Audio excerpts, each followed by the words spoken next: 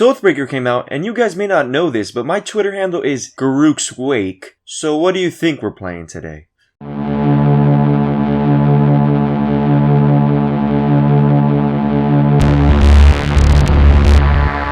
Welcome to the Trinisphere, where Timmy's Johnny's and Spikes about all things EDH. Here with your host, Misplaced McGee's Wanda Timmy. I'll be bringing you an Oathbreaker deck tech around the Garruk Apex Predator. But first, please like, subscribe, and hit the bell icon so you never miss out on any new Trinisphere content. Enjoy the vid.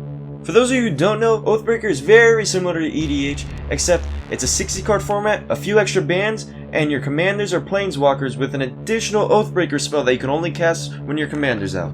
For all you spikes out there wondering why I'm playing Garruk Apex Predator, 1. Each of their Oathbreakers. 2. It's my favorite planeswalker. 3. It's just a game. Why you got to be mad? Garruk Apex Predator is a 5 generic, 1 black, 1 green planeswalker that comes in with 5 loyalty and gets +1 loyalty, destroy another target planeswalker, +1 loyalty, create a 3/3 black beast creature token with Death Touch, -3 loyalty, destroy target creature, you gain life equal to its toughness, -8, target opponent gets an emblem whenever a creature attacks you, it gets +5/+5 and gains trample until end of turn. And to go with our 7 mana Oathbreaker, we got a 6 mana Oathbreaking spell in Casualties of War, 2 generic, 2 black, 2 green. Choose 1 or more. Destroy target artifact, destroy target creature, destroy target enchantment, destroy target land, and destroy target planeswalker. Cause we're just here to blow everything up and have a good old time. But for a deck with such high CMC in the command zone, we're gonna need some ramp. With Birds of Paradise, Sakura Tribuilder, Farseek, Explore, Rampant Growth, Nature's Lore, Golgari Signet, Mindstone for that occasional draw when necessary, and my personal favorite, Hour of Promise, allowing us to grab Urborg and Cabal Coffer so we can just blast right through the gates on ramp. But now to beaters with upside. Store of Defcaran Lynch is a 5/4 with trample. When it deals combat damage, you can return a creature or planeswalker to your hand that wasn't put there this combat. Drosu Lich Knight, 4/5. He has a kicker of 6. If you pay the kicker, you create 8 2/2 mana zombies. Creekwood Liege is a 4 mana 2/2. Other black creatures you control get +1/+1, or the green creatures you control get +1/+1. At the beginning of your upkeep, you may put a 1/1 black green worm creature token into play. Ripjaw Raptor, whenever it's dealt damage, draw a card.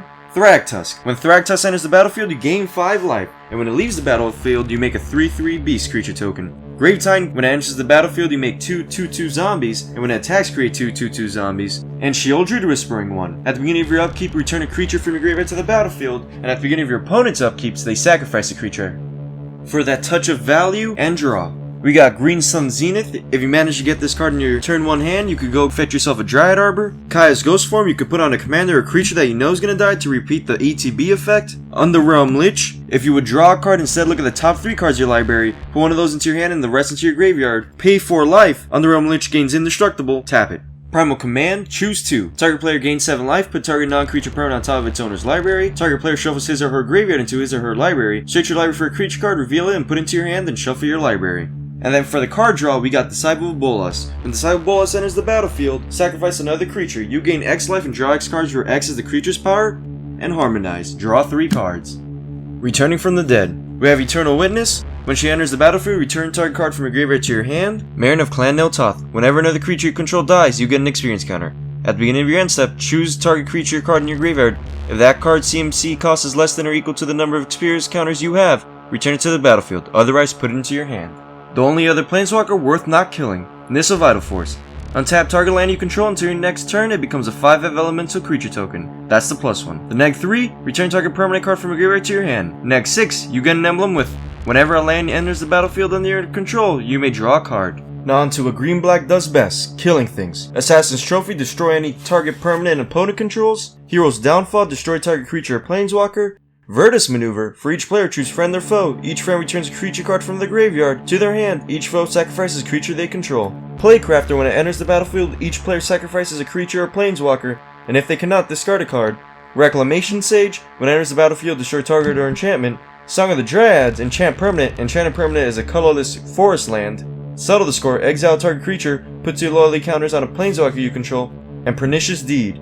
X. Sacrifice Pernicious Deed, destroy each artifact, creature, and enchantment with CMC cost X or less. Now your land base, all it really needs is an Urborg, a Cabal Coffers, and a Dryad Arbor. The rest is up to you. Mainly because my land base is always trash and I only use budget lands, but that's just me.